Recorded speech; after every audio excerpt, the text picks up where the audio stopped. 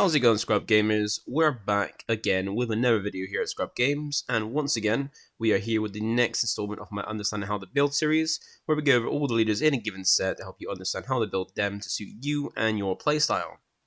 So for this one, we're going to be going over the Maul leader, so if you're interested, then stay tuned, and also don't forget to like, comment, and subscribe to keep updated with my channel. Also, remember that you can click the notification bell to get alerts for when my videos do drop, so you can watch them then and there, or at a later time that benefits you. Now out of the way, let's go ahead and jump in and help you understand how to build Maul. So, first things first, we're going to start with the leader, as Star Wars Unlimited is a leader-based game, meaning you can only really, you can't really play without one, and they are why you're going to build your deck, because you're going to be building around them, and it's always best to understand what the leader does and how it functions before you start building the deck around it. So for this one, being the Maul leader, we're going to have a look at what he basically does. So, this is Maul, Arrival in Darkness. So this is not Darth Maul, unfortunately. I really want a Darth Maul leader, but this is him from the Clone Wars series. If you haven't watched it, then I would recommend to go ahead. And he is when he takes over Mandalore by taking out previous. Spoiler alert if you haven't watched it yet. And he provides you with the red and black aspects, which are aggression, which is the red one, and then villainy, which is the black one. So those are the two you get from playing Maul. He also has some pretty cool traits. He has Force and Underworld, both of which have benefits, because you have benefits from the Force trait, not as much in the dark side as the good side, as only in red, luckily he's in red. And you've got Underworld, which has a solid few cards, fair few cards, in most aspects, because they had the second set all based around that kind of function, like the Underworld of the galaxy, and you also got a load in yellow from set 1. Also, he can deploy quite quickly. He deploys 6 resources, so as early as turn 5, or a bit quicker if you do ramp. And when he does deploy, he comes down with the devil's number being 666, being 6 resources to deploy, then with 6 power and 6 health. So kind of devilish with his kind of look. And also, when he's got his effects in the leader area, well, his effects in both areas are basically the same. It's all about giving overwhelm. And overwhelm is a keyword skill, which is basically piercing. So if you haven't played any other card games, you know what Pierce is. Essentially, what it means is when he inflicts damage to when a card with overwhelm inflicts damage to a unit, if the health, if the damage done to a unit exceeds their health, then what overwhelm does is rather than that damage, all that damage, say like 7 damage to a leader that has like a card that's 5 health, rather than all 7 damage stay on that unit.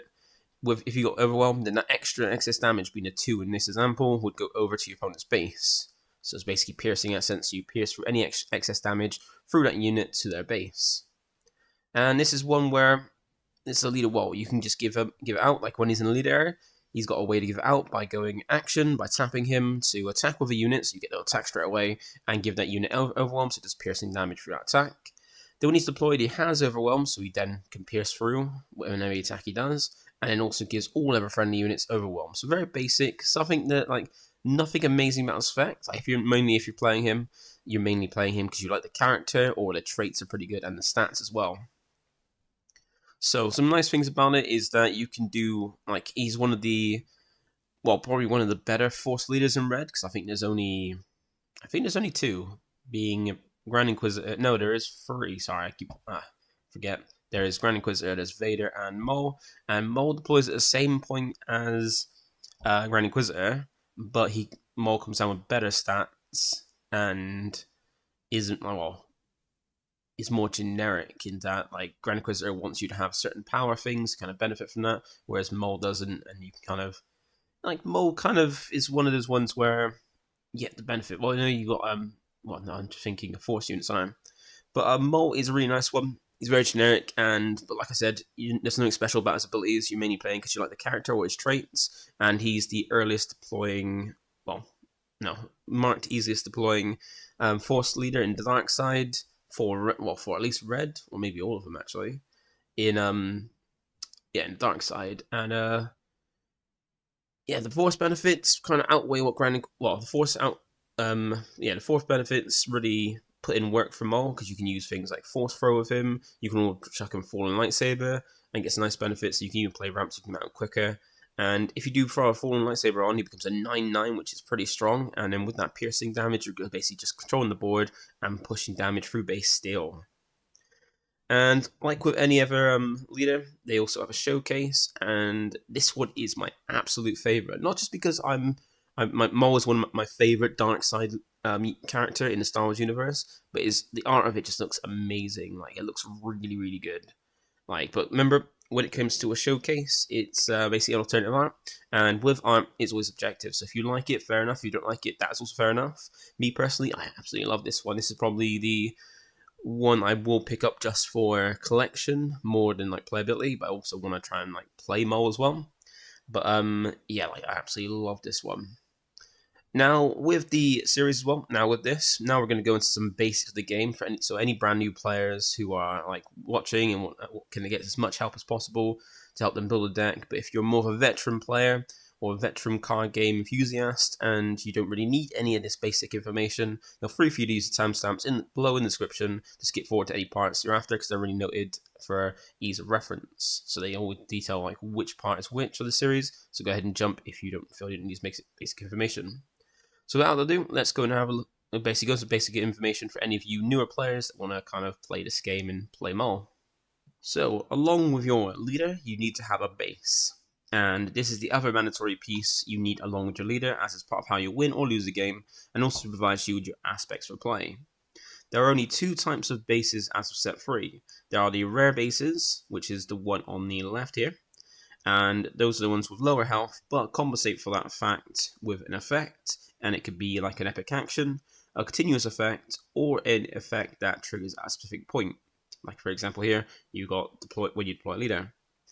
Now the ever common bases are the common bases, which are all currently 30 health bases with no effect. So with common bases, as they're all the same in terms of health, then the only differences really be in their aspect, art, name, and location. As of set 3, there's nothing that benefits from the name or location of a base. So for these ones, you're literally just choosing your preferred art in that aspect you want. So we're going to have a look at the different types of bases, and here we're going to start off with the rare bases. So there are currently 8. We didn't get any in set 2, but we got 4 in set 1 and 4 in set 3. And with the first lot of them, which are the ones from set 1, they're the top row. They are like more like standard format kind of styling, and with all of them really be used apart from the Cunning one. And then for the set 3 bases, they're a bit more focused on the Twin Sun style of play, because if you look at their effects and stuff, they're kind of more focused on that, because in that format, Twin Suns, you have 2 leaders, so you can get better benefits out of what they want to do, because they're more about leaders when deploying. So the first lot of bases, they also all have 25 health, so less health than normal base, but they give you an action, and they're all epic actions, and you have to take an action to kind of use them. So like epic actions, just like leader deploys, where they use once in a game. And they vary in differences, and they're mainly like tailored to what the kind of aspect wants to do, but they're all really good, with the green one being Interference Lab being the most popular one because it gives an ambush, being a card ambush, which is a very good skill, and Jealousy being the least used one because it's just not that great. But they also don't really interact with a leader. As you'll see, they're all say non-leader unit for the top one, and this is kind of a balance thing, because otherwise if you can give a shield to a leader, that would be pretty good with Security Complex, or do 3 damage to a leader with Tarkin Town, be pretty good. Now for the bottom 3, they're the bottom 4, sorry, they are from set 3, and they're all about leader focused bases, because they've got either continuous effects, being the blue and yellow one, which both give your leader a buff when they're deployed, and they give them like a 1 boost in the stats, where the blue one gives it in health, the yellow one gives it in power.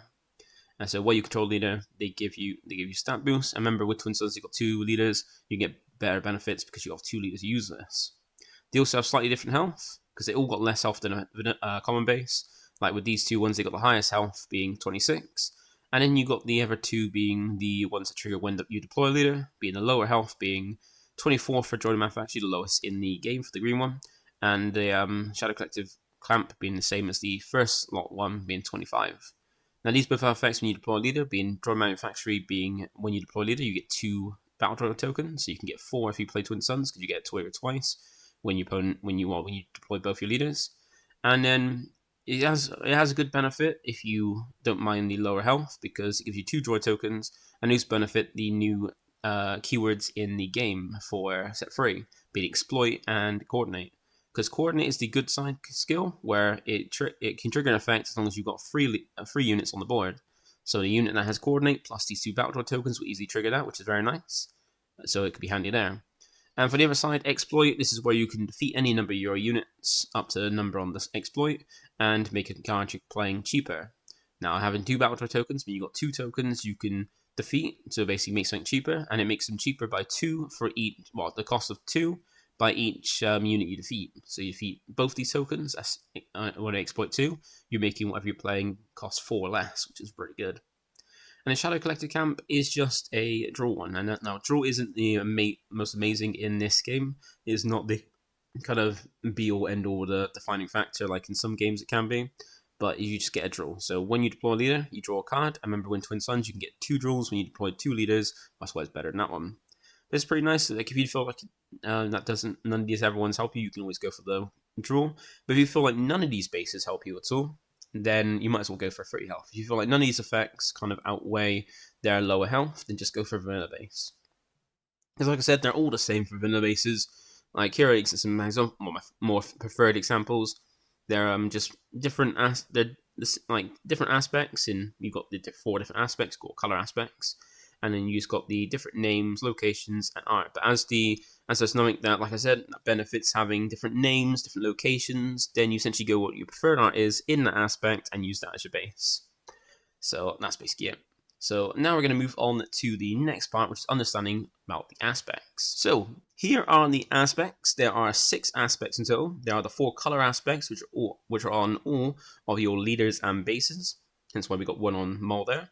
And these are blue being, well, the blue aspect being Vigilance, the green aspect being Command, the red aspect, which is on Maul, being Aggression, and then the last of the color aspects being yellow, which is the Cunning aspect. Now, there are also 2 other aspects that you also find on all your leaders, but not your bases. These represent the light and dark sides of the game. So we have the one that's on Maul, being Villainy, which stands for control and destruction, figuring the antagonist of the Star Wars universe.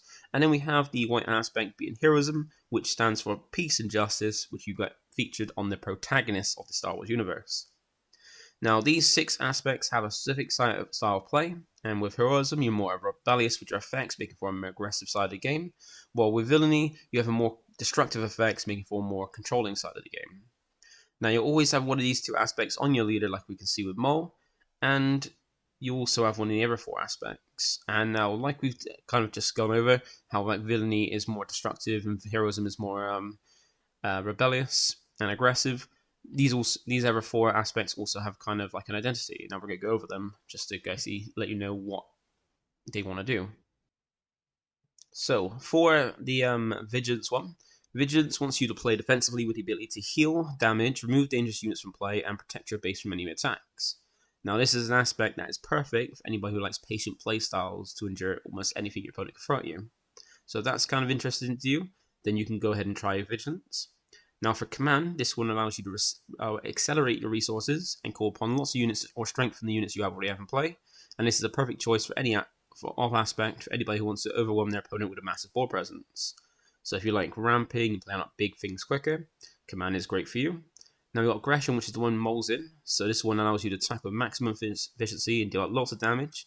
And it's a perfect aspect for anybody who likes fast-paced, fiery playstyles, like to break through your opponent's defenses by throwing damage to them at any cost. So if you like the name suggests, like aggression but with damage, because like the aggressive one is heroism, but aggression with like throwing out damage, then aggression would be a good one for you. And that was the last one being Cunning. Now this is one that wants to adapt to any situation with powerful immediate effects and not have lots of tools for disrupting your opponent's game plan. This is a perfect aspect as well for anybody who likes to respond to threats very quickly or have an answer to almost anything your opponent can throw at you. So if you're like a jack of all trades kind of aspect, then Cunning is a great one for you. So those are all the aspects, and hopefully that helps you understand what they kind of want to do, like their identities. And remember, as you need to have a base with your leader, it gives you 3 aspects, 1 on your base, 2 on your leader, and it gives these 4 different combinations. So you have the aspect combos of always been provided Villainy and black and red by a Maul, and with each base you have the aspect combinations. You have red-blue if you have a blue base, red-green if you have a green base, double red if you have a red base with Maul, and then red-yellow if you go for a yellow base. Now, these all have kind of like benefits of what cards you have access to, but before we go over that, I'm going to bring you to the last part of the aspects, which is the aspect penalty, which is here. And I've done this handy dandy die because I like to improve on this like every time I do this series, I improve on it when I can and where I can, and I've created this handy dandy guide to kind of better show how it works with the Asper Penalty. Now in this game you can put any card in your deck, but when you actually come to playing that card, then the Asper Penalty can come into effect. Now, if you have a look with the example we've got on screen, so Maul with a green leader, this gives you the 3 aspects of black, red, and green. Now, if you want to play any card,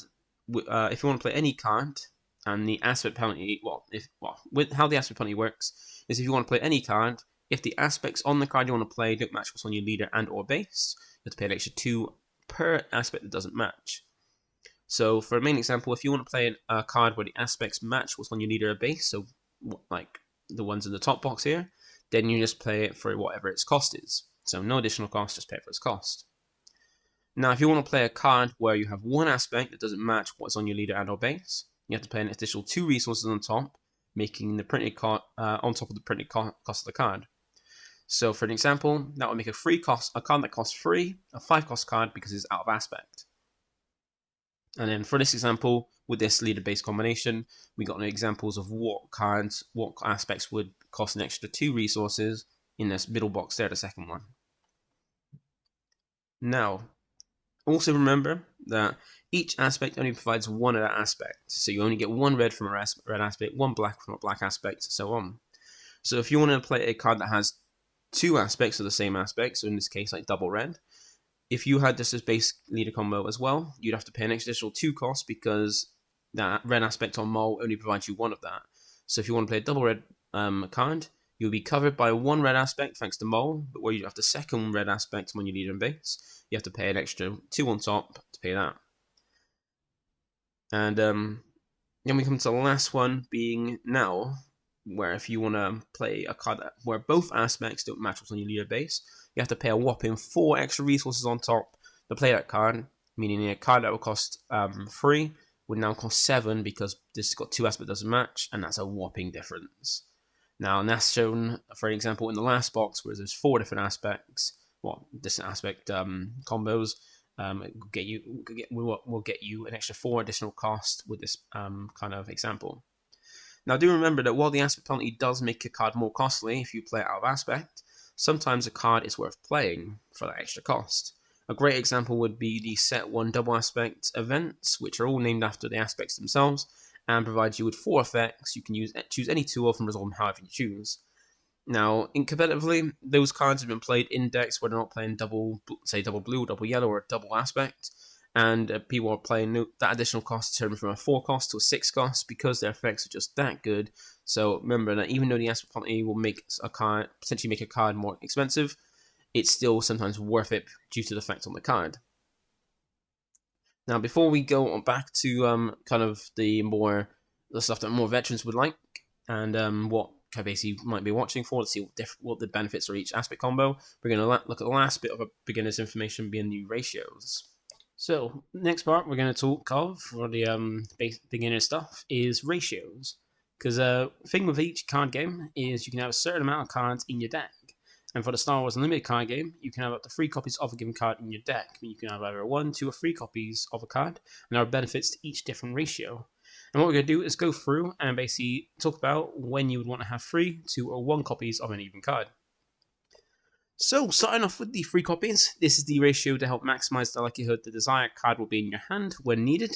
And examples of this are being cards you want to play on the first turn of the game, or cards you want to see multiple copies over the course of the game.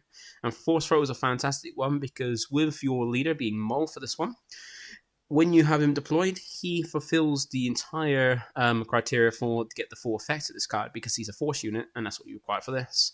Because this is a card where it's 1 cost, so it's quite cheap to play, and you could basically choose a player, and that player discards a card from hand. So nice little hand control. But if you control a force unit, you can then deal out damage to a unit equal to the cost of the discarded card. So once you deploy Maul, you'll have a force unit on board then for this to get the full effect. And this is great because you can choose who discards the cards at your hand, being your opponent or you, and that player again gets to choose a card. So either your opponent discards a card and you discard a card in hand, but they can choose a low costing card to avoid you essentially making them discard a card from their hand. Well, making them take damage equal to the cost, or much damage anyway. But then you can choose yourself, and then you're guaranteed to know which card you're going to discard and have more to control what's going to be discarded to get the highest cost potential of damage due to the effect. So this is a card you would have 3 copies of. Now, for 2 copies of the card, this is usually the ratio for cards that aren't great to draw early in the game, but you still want to go through multiple copies of the card over the course of the game. Now, examples being boss cards or high-costing cards, and the example I always use is Rival's Fall, because it's a card that's very unique and it defeats any unit, and it's the highest costing single removal in the game, with like Super Laser Blast being the highest costing removal because it hits everything. Well, not the highest costing, but probably the best one. And this one is really good because if you get the lower you go on the cost of a removal card, the more restrictive it is.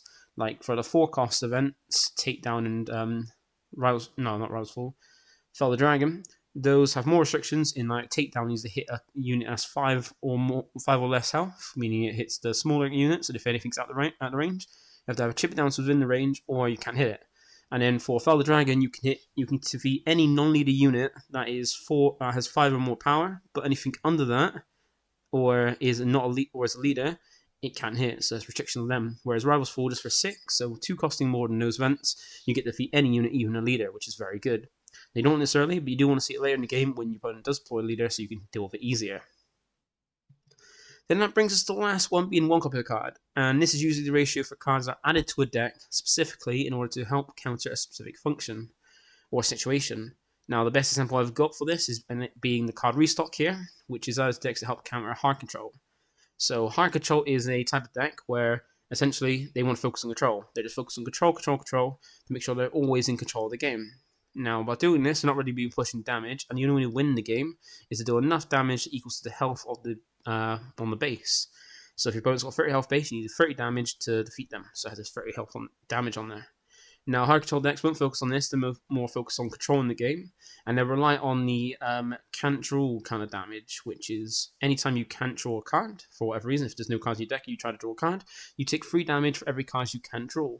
So at the end of a turn in the regroup phase, you normally would draw your 2 cards, and if you can't draw one of them, you take 3 damage. If you can't draw either of those 2 cards, you take 6 damage.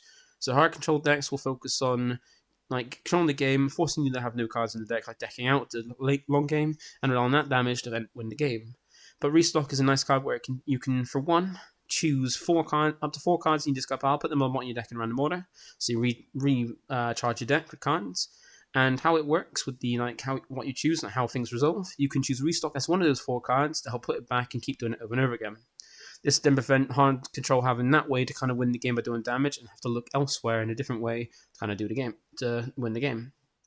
So then that is an example of each of the ratios when you want 3 copies, 2 copies, or 1 copy of the game, and hopefully that helps you understand. And now with all that beginner stuff out of the way, we're going to go ahead and look into what the benefits of each aspect and aspect combination are.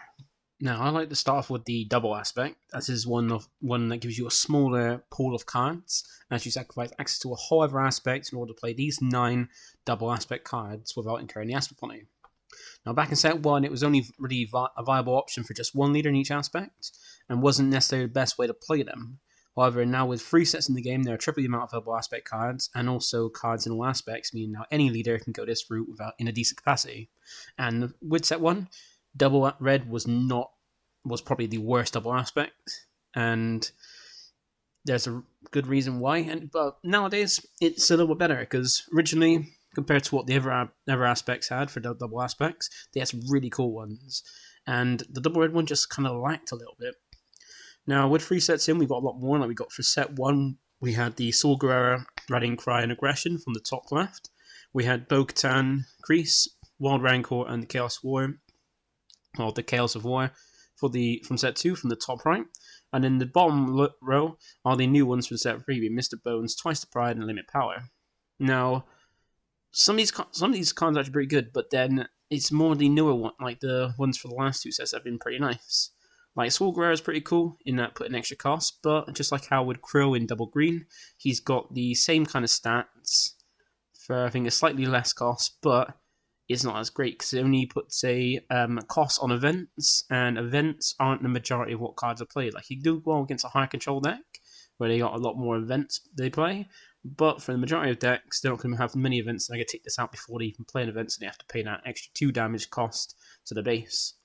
Now, Rallying Cry is a really nice one, but it costs 3 if you play double red, and the benefit of it is giving raid 2 to all your units. So unless you swarm a board with a load of units, you're not going to get the best benefit, and even if you can get, unless you can get more than like 3 or 4 or more than that, you can get a good benefit. But just having 2 cards on board, game raid 3, raid 2, could be handy, but not worth the free cost really.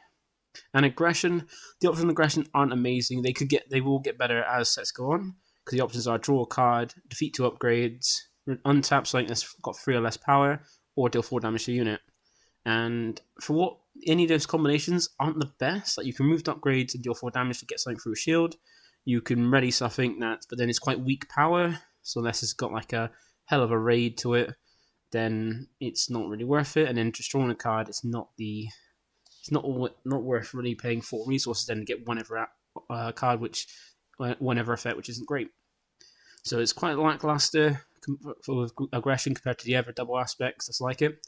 And in for set 2, we got some really nice ones in Bo-Katan Increase, being a pretty good solid 2-cost unit, so a good unit turn 1, 2 cost 3/3, and potentially draw depending on the damage. So if you're more aggressive, you can get a draw off it.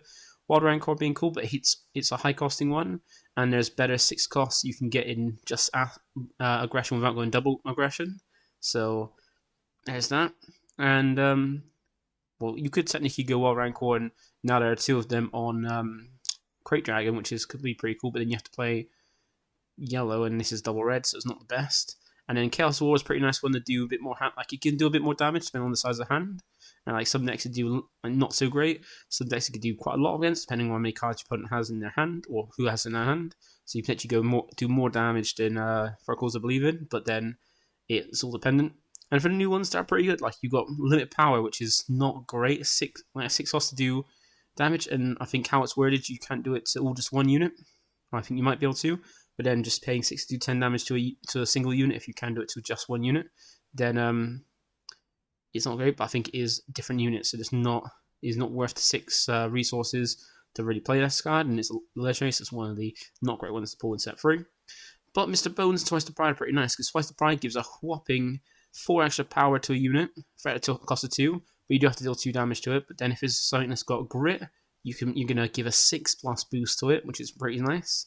So Twice the Pride has some pretty good applications because the cheap upgrade gives a huge boost, and if the card can survive it and then get a swinging, you're gonna do a lot of damage.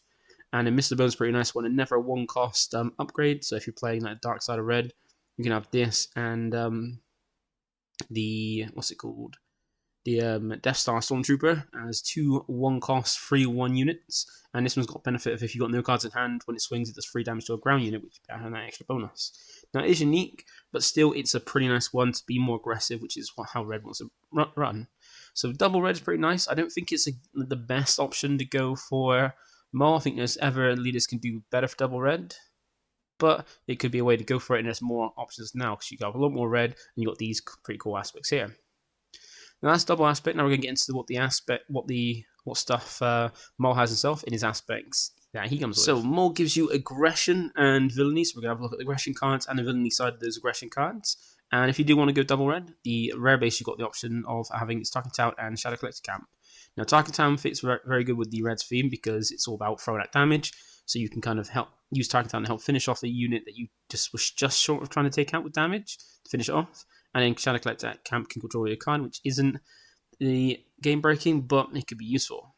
Now for the dark side, Maul has some pretty nice ones. You got a fair few Force units to kind of make use of some of the Force cards, but you also got some cheap ones. Like you've got Death Star Stormtrooper and Kylo's TIE Silencer being very good turn 1 plays, being very cheap units. You can play turn 1 and very powerful, 3 power, but not got the biggest health. They're more like a cannon fodder, just like hit hard, but can't really take a hit.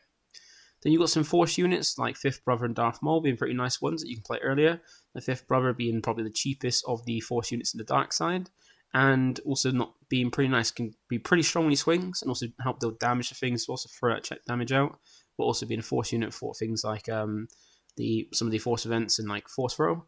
And you got Darth Maul as well being a very nice one because it can attack 2 things at the same time, but where one unit can attack 1 thing at a time, Darth Maul can attack 2 at the same time. So you take both the damage at the same time, and you deal out 5 damage to 2 units. which is pretty nice. It's a really good card for this. And you got Savage Oppress. Be a nice one if you go yellow. You can potentially get this out on turn 5, and potentially even if they got a lot of units on, bring it in active, or just bring it this nice 7-cost 7/7 out, which is pretty cool. And being in there a force unit as well. And then we've got some good upgrades and events for if we're having a force unit, which is the benefit of Maul. So you've got Fallen Lightsaber, being a very nice one. Deploy Maul, throw dust on it to turn Maul into a 9/9. And due to Overwhelm doing piercing damage, you can essentially use it then to swing Maul into units to kind of help clear board. And the nice thing about Fallen Lightsaber is it does 1 damage to each ground unit that the opponent has. So you swing at your opponent's unit, do 1 damage to it, and that means you push even more damage for the health, or even potentially taking out some things that are very low health. And just being a huge, if you can deploy Maul and put 2 of these on Maul, he becomes a 12/12, which is huge. And then you swing in loads of damage through units, while also piercing and clearing board as well, and doing 2 damage to each ground unit whenever you swing. Amazing there. Then you got nice things like Force Choke and Force Lightning. Force Choke's only benefit of having a Force unit on is that it costs 1 less if you've got a Force unit. That essentially allows you to do 5 damage to a non-vehicle unit. Very nice removal. You got Force Lightning, basically at this base effect. Now you choose a unit and take away its abilities. But if you control a Force unit, you can then pay additional resources and to then do 2 damage per resource extra paid to deal damage to that unit. So you remove the effects if you've got a Force unit, pay extra resources, then do damage to it. So you can use this as a way to kind of take out something big and also take the effects off of something, so that way they've got no effect. Or if they got an effect that stops them from being defeated or anything like that, you can then ruin it with this, which is pretty nice. So Force Lightning becomes a pretty nice card for Maul. And in the non-aggressive side, you've got these vanilla bases that you put. These are my preferred ones in aggression. And you've got some nice units here. Like you've got Wolf, Saving Fang Fighter, and Heavy. It's pretty lower units, or cheaper units. Where you've got ones you can play early, like Wolf being a hold off heal by when he's played or attacking, prevent base of me healing. So if you're going for being aggressive, so you prevent healing their base to make it harder to kill them. Saving Fang Fighter to come down and take out those pesky upgrades, and there's a lot more good upgrades you can put out with the third set. So this could be, it's got even better with set 2 with things like Dark Save and Boba's Armor. Now it's still going to be good in set 3 with even more upgrades coming in. And Heavy being a pretty solid one at a 4-cost 4/4 has raid 2 if you have 2 other units on board with him, and when he is defeated, you do 1 damage to each ground unit, so throwing out damage if they try to take him out. And you got Kit Fisto is a pretty nice one, pretty nice force unit you can use. You can probably use now there are 2 of them to bring out as well, which is pretty cool there. And also if you get Coordinate Live when he attacks, he does 3 damage to a ground unit. Then you got some pretty nice events as well, like you got Force Throw. We've already gone over that. Not pretty, but really nice with Maul. You got Open Fire as well, that way to throw out damage, 4 damage for the cost of 3, pretty nice. And you also got Pillage as well, making your opponent discard 2 cards from hand because you're always going to use your opponent. And then you got a nice one from set 3, being Caught in the Crossfire, allowing you to, if you want to go for a more controlling aspect, or controlling route with Maul, or for any aggression unit, you can use this, high costing, but it allows you to choose 2 enemy units in the same arena, and make those attack each other. So they deal damage to each other equal to their power. So if they both got the same power, or they're both, either their powers could take them out, you make 2 your opponent's unit, take them out, essentially, take them out themselves. It's a pretty nice card there. So that's aggression, and so that's all the stuff you get with Maul, so stuff you can just put in Maul, no problem. And then we'll have a look and see what benefits you get from the other aspects when you combine them with the base. So, starting off with Vigilance. So this is some of the good stuff you get for Vigilance, and Vigilance has some very nice stuff in the dark side anyway. And these are 2 rare bases you can have for Vigilance, be it Security Complex and Pal City. Pal City can give Maul a big, an extra boost to his health, so he can become a 6/7 when he's deployed. Pretty nice there. And Security Complex can give a shield to something that's not the leader, so pretty helpful there. And the nice thing about Blue is that you got a good amount of healing that you can kind of mitigate the whole lower health on the rare bases. So you got that there. And you got some pretty nice units, like you got the top row being the more early costing, being Inferno 4, good with turn 1 play. Just when it's played defeated, allows you to rearrange the top card of your deck by over send to the bottom and keep them there, so you know what you're going to draw into, then get a solid unit in space on the first turn. Then you got the cheaper units being Grievous, Morgan Elsbeth, and Blunt Pike. Grievous being a very good caustic statted card, being essentially a vanilla because you didn't really worry about the lightsabers on it. Even though you can, if you put fallen lightsabers on it, you can put them on Grievous, but you need to put a lot of lightsabers to trigger its full effect. But can make him then even bigger because he's just statted as essentially a free costed 4/4 unit, which is very good statted, so very nice there. And you got Morgan Elsbeth and Blunt Pike being 4-cost units, which is pretty nice, have good amount of health. good amount of power and offers some nice things, like Morgan Elsbeth offers you restore, so healing on your base, and when you attack, you'll be able to pop off some of your units, so you can then draw cards, so gain more cards popping off some units that are either dying or you don't care about.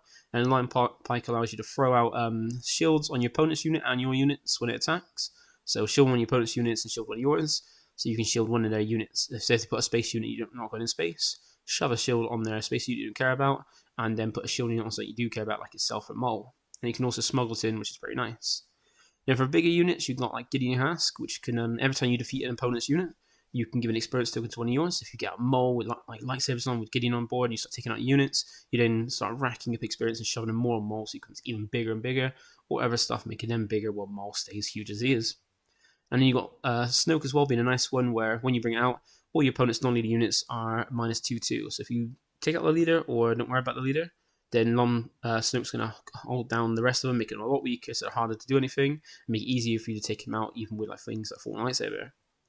And then you also got some nice events like Power Dark Side, forcing your opponent to kill one of the units, which is a bigger benefit if they have less on board than if they got more. And Super Laser Mass Lander just wipe the board, more focus on if you have go for a control option.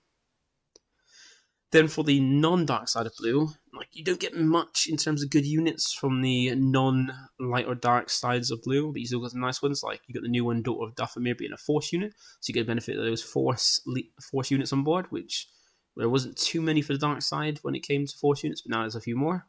Well, in general, in just non-light or dark ones. Got Ki-Adi-Mundi being a very nice one, very strong stat, and if you got Coordinate Live, he allows you to draw 2 when your opponent plays a second card each turn. Very nice there. And you got Survivor's Gauntlet being a nice way to move around, upgrades and mess with upgrades a bit, and a nice space unit too. Talking about upgrades, you still got Entrench being a very good upgrade that has like good offensive and defensive capabilities, being good reasons to equip to your units, or good reasons to equip to your opponent's units, which is quite nice. And then you got some pretty nice events as well. Like you got some healing ones like Covert Strength and Binds All Things. If you want to keep Maul nice and healthy, you can use these. And Bind All Things gets a benefit due to Maul being a Force leader by allowing you not only just heal 3 damage, but then because you control Maul as a Force unit, deal 3 damage or however much damage you healed to one of your opponent's units instead. Or after, well, like basically moving the 3 damage off, or moving damage off your units to whatever units up to 3 damage. Then you got Covert Strength being another card you can smuggle in, and also has a nice bit of heal where you not only just heal 2 damage from a unit, which 2 is not, but then you also get an experience on it as well, making the card stronger. So you essentially heal 3 damage in a sense with that. Then you have some nice events like Takedown and Foul Dragon, like you just take out units. Nice way for there. So if you want to play a more control focus with Maul, then this could be a very nice route for you because blue does offer some nice control aspects, and usually blue and red are a very good combination for the dark side too. Next we go into command, and now if you want to get Maul out as quickly as possible, this is probably the best way to go about it. And you have the rare bases being Education Lab and Droid Manufactory. Droid Manufactory I don't think is worth because you've not got no worry about having like exploit or coordinate, so Droid Manufactory isn't the way to go. But Education Lab could be useful to have that, like you bring out a unit with ambush to help control the board at some point during the game. Now you get some really nice units in command, and you get from the dark side you get more like high costing ones. But you get like lower costing ones like Crumb, a way to heal and just like keep chipping damage away at things while getting you a nice bit of heal as well. And you got Super Laser Technician being a very nice way to ramp, get him out, basically just ram into something or even pop him with an effect like maybe Crumb or something like that, and then ramp into your resource so you can get Maul out as soon as possible. Because as soon as you get Maul out, as soon as you can throw a Fallen Lightsaber on it, it starts wreaking havoc with the controlling your opponent's board and also piercing as well. Then you got Darth Vader and Maul's, like your more mid-range cards. Once you get 7 resources, you can start dropping them, and they both come in with ambush, so they're attacking the same turn they're played, and get some benefits where Vader adds more things to your board, maybe more Super Laser Technician and more like crumbs and stuff like that, but increases your board size, as well as coming down with good stats and ambushing. Then you got Maul, which can come down, do a lot more damage at 7/6, but also potentially take no damage back by choosing another underworld unit and taking the damage on that unit instead when it attacks. So a very nice way to like just help take out units and put some nice big cool bodies on board. And then you got some big ones that you got Separatist Super Tank, so like a big unit if you want to play that out. You can exploit some things like lower costing unit, let's say Vader drops, what you had earlier, to then exploit it out and bring it out cheaper. Like say sack off some Super Laser Technicians to bring out Super Laser or Separatist Super Tank out a bit cheaper. Or you got Devastator being a nice way to like basically just wreak havoc on space. Essentially make it so nothing literally worries you on space. taking out a unit with his effect, and also putting a sentinel in there to make sure you're covered in the space race. And you got some nice events as well, like you got Overrun Barrage being one of the best events, probably the best event in the game, allowing you to boost up a unit by 2/2 and also spread that unit's damage or power as damage however you choose them on the board. So turn a Maul when he deploys from a 6/6 to an 8/8 and put 8 damage out however you choose, and then swing as well. And you got Palpatine's Return, now to revive things from the discard and even bring out, say, Vader and Maul for free. Once they've used them, once you've played them out, used them out, they've been defeated, bring them back again to basically use their effects and wreak havoc once more. So that's the dark side. On the non-dark side, you still got some pretty nice cards. Like you still got the vanilla bases as well. So you got Echo base into Pocket City. It's my preferred arts. The yellow or sort of green bases, and you got some nice units here. Like you got Colonel Yularen and Cobb Banff being nice cheap units, offers nice effect. Colonel Yularen offering some more heal, and when you combine it with Crumb, offers like a lot of heat, like a lot of good healing. Like Crumb, Colonel Yularen, and Reinforcement Walker there make a good trio of healing in green. A very nice trio there. You got Cobb Vamp, which allows you to keep things on board, allow you to kind of find cheaper units to keep a unit on board. But when he's defeated, look at top 10 cards, discard 2 costs or less, and then play it out for free during that same turn to keep a unit on board. And you've even got Clone as well to kind of give you duplicates of like things like Maul and Maul and Vader when you drop them. So if you drop a Maul and Vader, you can then use Clone to make essentially a duplicate of that card and get all the benefits of it. So pretty nice there. And a Reinforcement as a Walker as an end game kind of late game kind of thing, where when it attacks or swings, either gaining more cards or milling top card of your deck and healing. And then you got Gore as like a third kind of copy of Maul and Vader, which you can cost a lot more, but you can always exploit things to kind of kill off things you've got on board to kind of bring it out. And also not only has really strong stats at 7/7, but also has Sentinel as well, for which your opponent to go for him before going to other things.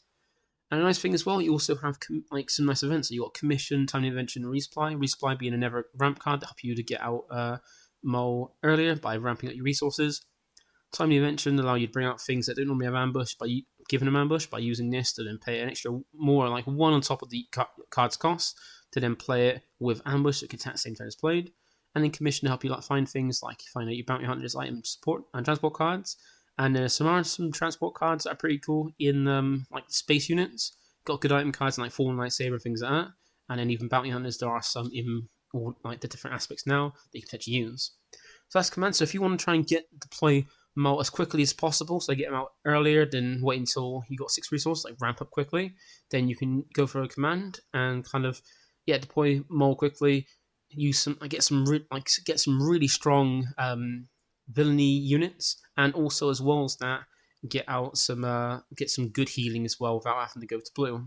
So ramp plus healing, you can go for green. And then lastly, the aspect we've got is the other aspect we've got from a base is Cunning. Now, Cunning isn't the I think you get more benefits with Cunning when the Cunning is on the leader rather than the base, but you do have some still good units though.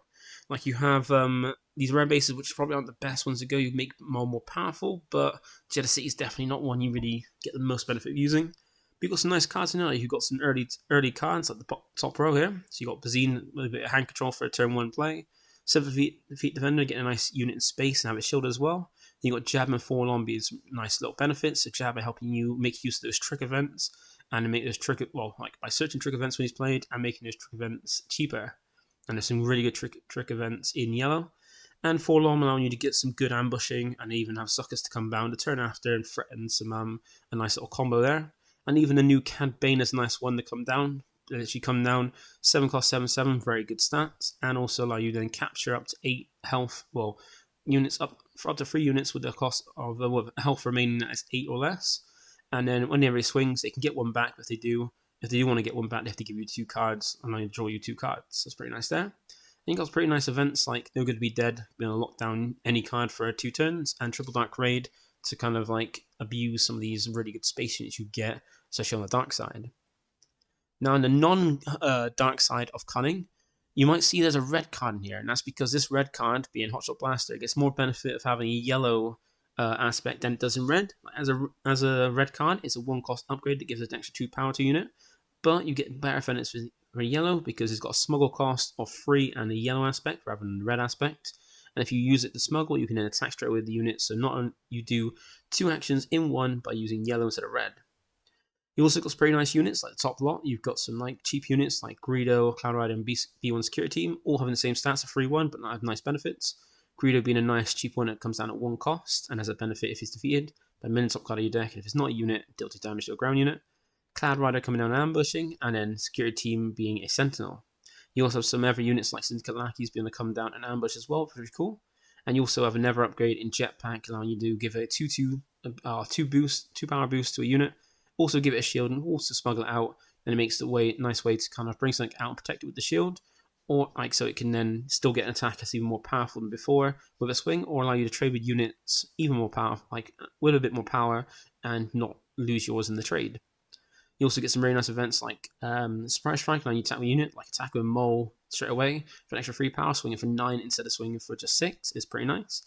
And now there are 2 of them to make it so if you've got a unit on board, then if you've got any one unit on board, that a unit that costs 5 or less, that has the same trait as one of the traits the card has. So using this when you deploy Maul, play out a Never Force unit that costs like up between 7 or 8 as well. It's pretty nice there. Like a very good card, one of the best things to come to yellow this set, for the first set. Very nice reasons to play it. Like I don't know if I would play yellow for Maul, but you get some really nice things. It just depends how you build it. And then lastly, we've got some of the more Villainy cards, the ones that are just Villainy or even aspect less. So we got these. They're not many because in set 1, the dark units were more focused on Imperial, which Maul's not, so it's not great. Great in twist there, except for like Viper Pro Droid being a cheap unit that gives you a little hand knowledge and also solid stats. And in set 2, it was like all over the place, more like Underworld focused, but then also like a mixture. So you got like Black Sun Starfighter is a good example one from there, giving you a cheap space unit with Sentinel to kind of help you protect from the space side of things.